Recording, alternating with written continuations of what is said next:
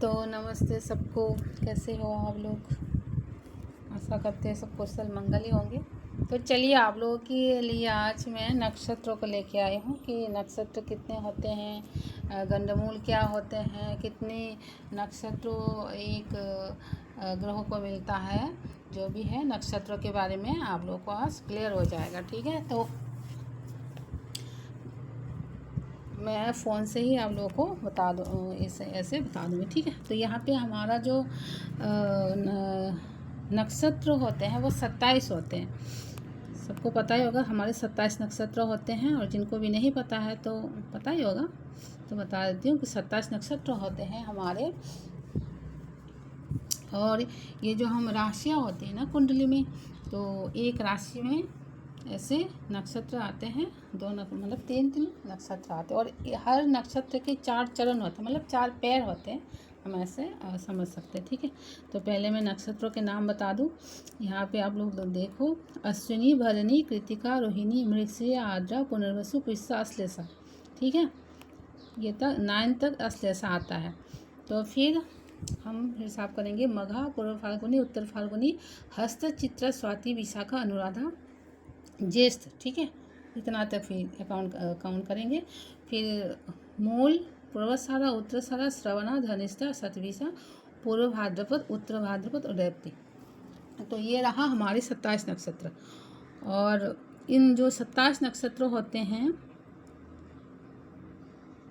तो हमारा जो हमारा ग्रह होते हैं ना, जैसे कि क्या हमारा जो सन है, मून है, मंगल है, बुध, बृहस्पति और शुक्र होते हैं, शनि होते हैं और राहु और केतु होते हैं। तो हमारे जो ये 4 जो ग्रह होते हैं, हर सब ग्रह को 3-3 नक्षत्र मिले हैं। ठीक है, तो हम इस तरह से हम उन लोगों को मतलब हमको कैसे पता, मतलब याद रहेगा कि कौन सा नक्षत्र तीन नक्षत्र हैं, कैसे याद रहेगा। तो आप लोग पहले तो ये समझो कि हर ग्रह जो होते हैं वो 3 नक्षत्र होते हैं, हर एक ग्रह को मिलता है, मतलब 3 नक्षत्र एक ग्रह में आते हैं। जैसे हम यहाँ ऐसे करेंगे काउंट, जैसे कि अश्विनी है, 1 नंबर में अश्विनी आता है। जैसे कि हमारे महादशा भी आते हैं तो हम केतु से काउंट करते हैं। ठीक है, तो हमारा जो 1 नंबर का जो अश्विनी आया है, पहले तो हम इसको भाग करेंगे, आप लोगों को ईजी होगा। जैसे कि 1 से लेके, यहाँ पे मैं दबा देती हूँ, यहाँ से लेके अश्विनी से लेके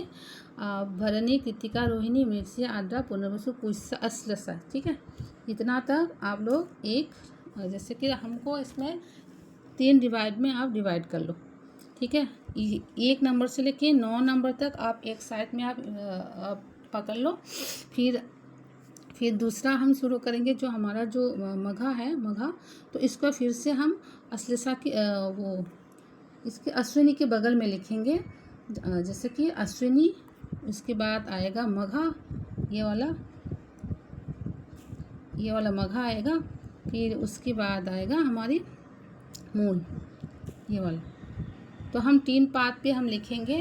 पहले से 1 से लेके 9 तक आप लिखो, फिर आप 10 से लेके आप 19 तक लिखो, फिर आप 20 से लेके 9 तक लिखो, पहला जो लाइन होगा। फिर आप 10 से लेके आप 18 तक लिखो, फिर मूल से लेके आप रेवती तक लिखो। ठीक है, तो 3 भागों में अब सबको 27 को 9-9-9 करके 3 लाइन में आप खड़े कर दीजिए। तो ऐसे बगल में लिखने से तो क्या आएगा, अश्विनी की बाद साइड में मूल आएगा, मघा आएगा, फिर मूल आएगा, मतलब अश्विनी, मघा, मूल, इस तरह से आएंगे। फिर भरणी, यहाँ पे भरणी है, आप लोगों को दिख रहा है, तो भरणी के बगल में क्या आएगा, भरणी के बगल में आएगा हमारा पूर्व फाल्गुनी, ये आएगा। ठीक है, तो आप देख लेना लिख के इस तरह से। तो ऐसे 3 भागों में डिवाइड होगा, तो हर ग्रह को 3-3 नक्षत्र मिलेंगे। तो जो हमारा जो पहला नक्षत्र है वो अश्विनी है, वो केतु की अंडर में आता है। ठीक है, जैसे कि अश्विनी, मघा और ये मूल, ये केतु का नक्षत्र है। तो जिनका भी ये नक्षत्र है तो आप केतु नक्षत्र वाले हो। ठीक है, और ये गंडमूल में आते हैं, जो केतु है हमारी, ये गंडमूल नक्षत्र में आते हैं। फिर आएगा भरणी, ठीक है। तो भरणी के बाद आएगा पूर्व फाल्गुनी, यहाँ पूर्व फाल्गुनी है, देखो 2 नंबर में ये पूर्व फाल्गुनी है, और यहाँ पे आएंगे पूर्वाषाढ़ा, ठीक है। ये तो ये जो है हमारे ये यहाँ के बगल में भरणी के बगल में आएंगे। तो जो है भरणी, पूर्वाषाढ़ा, भरणी, पूर्व फाल्गुनी और पूर्वाषाढ़ा, तो ये जो 3 हैं यहाँ पे भरणी के बगल में आएंगे। तो ये होता है केतु की बात आता है वीनस, ठीक है। तो वीनस की वीनस की क्या बोलते हैं इसको, सुनिए, वीनस की नक्षत्र, तो ये वीनस की नक्षत्र, तो जिनका भी भरणी और पूर्व फाल्गुनी और यहाँ क्या था, अश्विनी, भरणी था और पूर्व फाल्गुनी था और पूर्वाषाढ़ा था, ठीक है। तो ये रहा हमारा वीनस के नक्षत्र। तो इन नक्षत्रों में जन्मा जो जातक होते हैं ना, वो वीनस से रिलेट करेगा, ठीक है। तो वो वीनस के नक्षत्र में पैदा हुआ है। तो इसी तरह पहले केतु का आएगा अश्विनी, इस तरह से जो भरणी आएगा वो वीनस का आएगा, शुक्र का। तो उसकी बात आएगा कृतिका, ये सूर्य का है, और सूर्य को जो जो हमारा नक्षत्र मिला है वो है कृतिका कृतिका मिला है। और इधर आएगा उत्तर फाल्गुनी, ये सूर्य का नक्षत्र है, उत्तर फाल्गुनी वाला, जिनका भी है आप लोग याद कर लो। और ये आएगा उत्तराषाढ़ा, ठीक है। ये रहा हमारा सूर्य खुद का ये नक्षत्र है, ठीक है। तो इस तरह से ऐसे 3 नक्षत्र मिलते हैं हर ग्रह को। तो अश्विनी को केतु को 3, वीनस को 3, और जो सूर्य देव को ये कृतिका, ये 3 आएंगे। फिर आएंगे चंद्र की बारी। तो चंद्र को रोहिणी जो नक्षत्र है वो चंद्र की नक्षत्र में है, और रोहिणी के बाद इधर आएगा हस्त नक्षत्र, ये वाला, ये हस्त नक्षत्र जो है ये चंद्र गमन करता है। और इसके बाद आएगा श्रवण, ये जो है ये आप लोगों को दिखा देती हूँ, ये श्रवण, ठीक है। तो ये आएगा चंद्रमा के नक्षत्र में, मतलब चंद्रमा अपने ही नक्षत्र में आते हैं।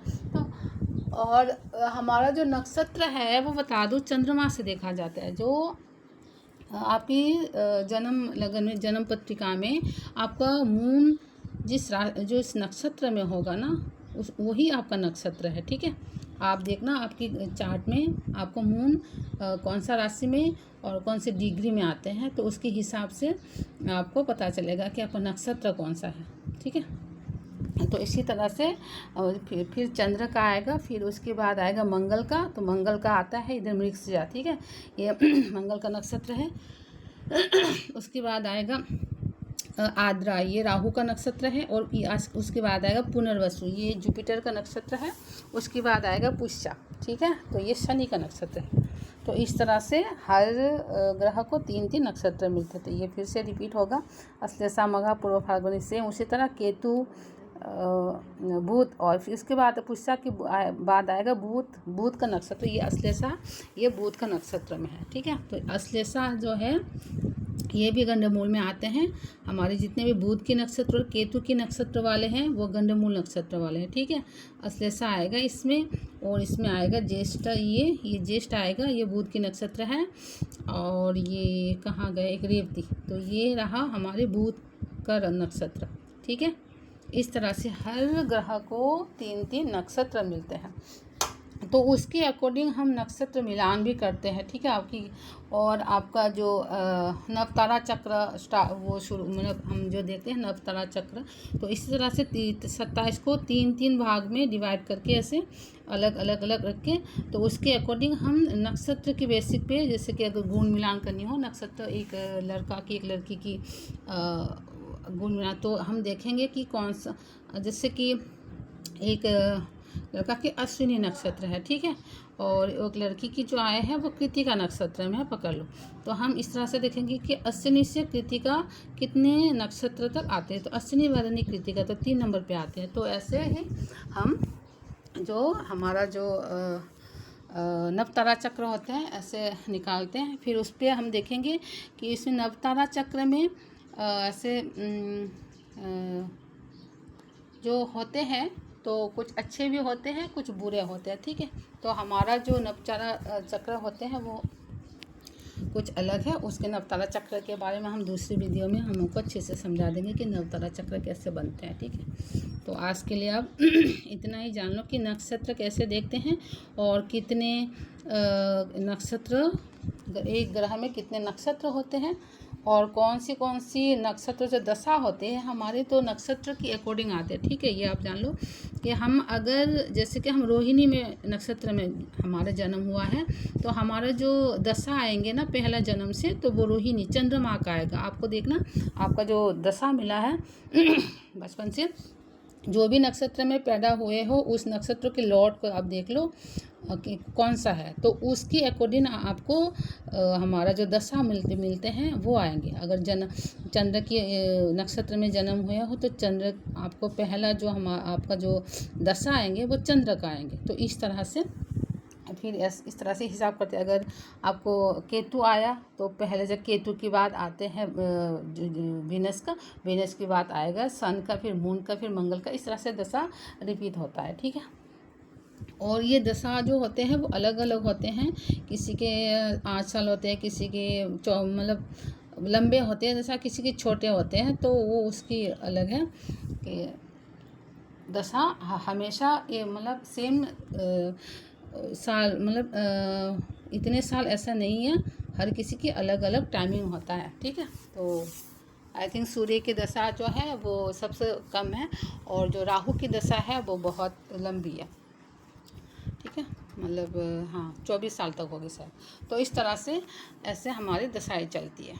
तो हाँ ये बात आप लोग याद रखो। और जो हमारा जो निकलती है, जो हमारा चार्ट में जो डिग्रियाँ होते हैं, तो वहाँ से पता लगता है कि हमारा कौन सा जो हमारे जो जैसे कि सूर्य, हमको कैसे पता चलेगा कि हमारे सूर्य कौन सा नक्षत्र में। हालांकि मैं इधर से दिखा देता हूँ। हालांकि हमको पता चलता है कि यहाँ कौन सा वो होता है, यहाँ इस तरह से हमको डिग्री ऐसे पेन से हम इधर से बता देंगे कि हाँ ये देखो आप, ये जो है अब हमको ये पकड़ना है कि ये जो डिग्रियाँ होते हैं और ये जो ग्रह होते हैं हम अपना कैसे निकालें हमारा कौन सा नक्षत्र में है, ठीक है। मंगल, आप यहाँ से पकड़ लो, मंगल हमारे कौन सा नक्षत्र में। तो वैसे तो इस साइड में है लिखा होता है, लेकिन हम ऐसे हिसाब करके भी लगा सकते हैं। जैसे कि यहाँ पे हर नक्षत्र में 4 चरण होते हैं और हमारा जो भाव होते हैं वो 30 वो डिग्री का ही होता है।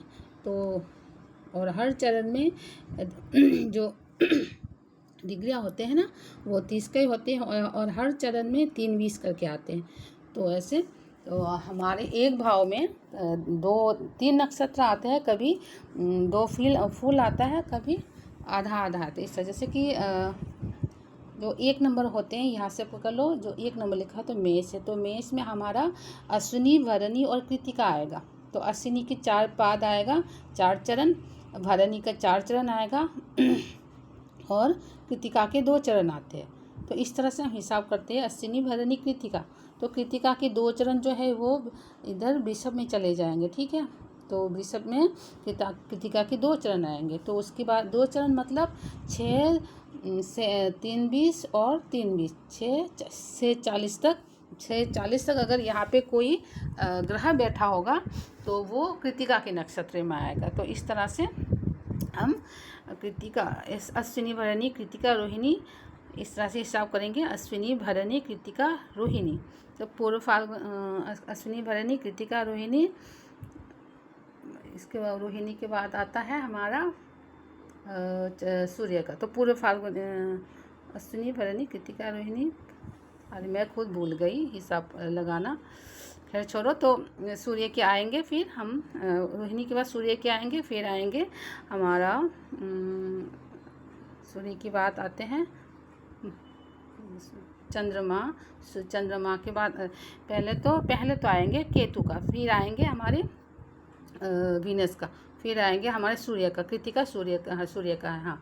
तो फिर आएंगे हमारी कृतिका सूर्य के बाद आएंगे चंद्रमा, और चंद्रमा क्या होगा मंगल, ठीक है। तो मंगल इस तरह से आएंगे। तो इस तरह से हम अपनी डिग्री हिसाब से ऐसे हम देखेंगे। तो जो यहाँ पे जो हमारा जो ये जो लगाएंगे अश्विनी, भरणी, कृतिका, तो कृतिका, रोहिणी, रोहिणी के बाद आएंगे हमारा चंद्र के बाद है सन, तो पूर्व फाल्गुनी। ठीक है, तो पूर्व फाल्गुनी के बाद आएंगे हमारा मंगल का, पूर्व फाल्गुनी के बाद आएंगे, हाँ, तो पूर्व फाल्गुनी के बाद क्या कौन सा नक्षत्र आता है?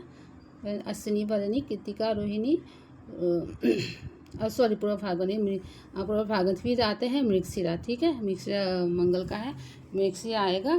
फिर आएगा हमारा मंगल के बाद आएंगे हमारा राहु का, तो आएगा क्या बोलते वो, अश्विनी, भरणी, कृतिका, रोहिणी, मृगशिरा, आद्रा आएंगे। ठीक है, तो आद्रा के बाद आएंगे पुनर्वसु, तो पुनर्वसु के बाद आएंगे पुष्य, फिर आएंगे अश्लेषा। ठीक है, इस तरह से आते हैं, तो थोड़ी बहुत इधर उधर हो जाते हैं। तो इस तरह से आएंगे, तो हमारा जो अश्लेषा यहाँ पर जो हमारा जो 4 जो कर्क राशि आएंगे, इसमें अश्लेषा की चौथे मतलब ख़त्म हो जाते हैं। ठीक है, तो 1 से लेकर 4 तक जो आएंगे वो अश्लेषा आते हैं, अश्लेषा में ख़त्म हो जाएंगे। हमारा जो हमने जो डिवाइड किया था 9 9 9 करके, तो यही 4 घरों में 9 का जो एक लाइन होता है वो ख़त्म हो जाता है। तो आप ये पकड़ लो, अगर इधर लास्ट डिग्री में आएगा जो भी ग्रह, तो वो अश्लेषा में आएगा। ठीक है, अश्लेषा में आएगा, तो उसमें डिग्री वाइज हिसाब करेंगे कौन से चरण आते हैं। तो लास्ट में होगा तो लास्ट चरण, चौथा चरण आएगा। ठीक है, तो 30 डिग्री 20 से थोड़ा कम, जैसे कि अभी आप पकड़ लो कि यहाँ पे 26 है मून में। ठीक है, तो ये बहुत लंबा हो गया आज, तो 26 है, तो ये मून जो है 26 है, तो ये अश्लेषा में आता है। ठीक है, और जो राहु है यहाँ पे ये 4 डिग्री में है, तो मतलब जस्ट एक 3-20 में एक चरण होते हैं, तो एक चरण जस्ट ये वो किया है। ठीक है, अक्रॉस किया है, तो मतलब 2 चरण में पैर रखा है, वो बस पैर रखा है। तो इस तरह से आप ईसा हो, तो आप लोग भी बता सकते हो, जिनको भी पता है कि ये राहु कौन से नक्षत्र में आएगा। तो आई थिंक ये आएंगे अश्विनी, भरणी, कृतिका, रोहिणी, मृगशिरा, आद्रा, अश्विनी, भरणी, कृतिका, रोहिणी, मृगशिरा, आद्रा, पुनर्वसु, पुष्य, अश्लेषा, पुनर्वसु या पुष्य, शायद पुष्य में आएगा। तो हम इधर से चेक करेंगे, यहाँ पे कहाँ गया हमारा प्लैनेट्स, ओके, हाँ, तो यहाँ पे हम राहु को चेक करते हैं, राहु को सटल राहु पुष्य में आया। ठीक है, तो पुष्य के जो एक यहाँ पे एक लिखा है, तो एक चरण में आया। तो इस तरह से हम अपना जो भी है नक्षत्र इस तरह से, और जो ये जितना भी ये प्रक्रिया आप लोग करते रहोगे, तो उतना मतलब वो आ जाएंगे वो में कि कौन सा डिग्री में कितना, तो ये प्रैक्टिस की ज़रूरत होता है। तो इसी तरह से जो हमारे जो गंडमूल होते हैं वो केतु के नक्षत्र वाले होते हैं। ठीक है, तो क्यों केतु के नक्षत्र और बुध के नक्षत्र में क्यों गंडमूल आया, तो इसका भी एक कारण है कि यहाँ पे गंडमूल आते हैं, जैसे कि अश्लेषा में गंडमूल आया, फिर आएंगे ये जो हमारा जो इसके बाद क्या आएगा, केतु के नक्षत्र आएगा, बुध की बात है। ठीक है, तो उसमें आएगा मघा, अश्लेषा के बाद आते हैं मघा, तो मघा जो आएगा इधर पासन में, तो ये गंडमूल में आएंगे। ठीक है, तो जहाँ जहाँ भी इस तरह से अग्नि, ये मतलब जल तत्व है, अग्नि तत्व की बात है, जहाँ जल तत्व से अग्नि तत्व में आने के टाइम में ये जो नक्षत्र होते हैं वो गंडमूल में आ जाते हैं। जैसे कि 4 से 5 के टाइम में ये जल से ये अग्नि तत्व में आया है, तो ठीक इसी तरह फिर हम यहाँ से 8 से 9 जब जाएंगे, 9 राशि, 8 राशि से 9 राशि तक जब जाएंगे, तो यहाँ से फिर से हम जल तत्व से अग्नि तत्व तक जाएंगे। ठीक है, तो उसी तरह से फिर हम गंडमूल यहाँ में भी बुध और केतु के नक्षत्र के बीच में यहाँ पर आएंगे। ठीक है, उसी तरह से हम जब फिर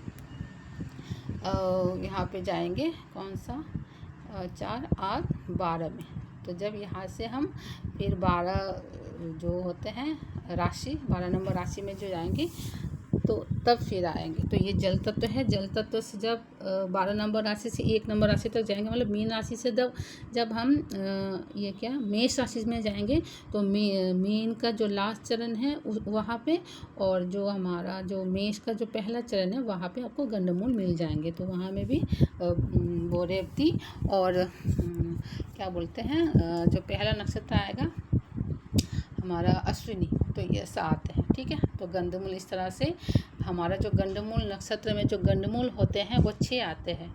ठीक है, जब भी जल तत्व से हमारे अग्नि तत्व में जाते हैं तो उसी तरह उस जो बॉर्डर होते हैं वहाँ पे हमारा गंडमूल स्टार्ट हो जाते हैं।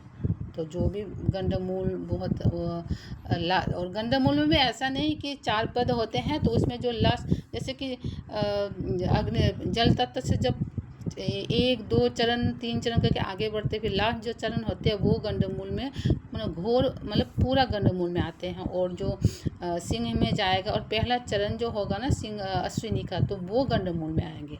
बाकी जो ऐसा भी होता है ना कि गंडमूल में है, अब आप अश्विनी में पैदा हुए पर आपका चरण 1 नहीं है, आपका चरण 4 है, तो आप गंडमूल हल्के गंडमूल वाले हो उतना वो और जिनका भी गंडमूल में जन्म होते हैं तो उन लोगों की शांति किया जाता है, पूजा किया जाता है, वो कर देते हैं, वो अलग बात है। तो इस तरह से हमको देखना चाहिए कि आपकी कौन सा वो है नक्षत्र है।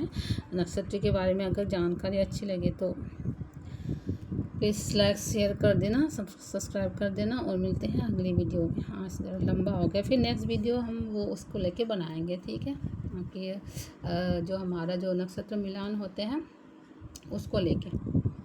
ठीक है, तो बाय।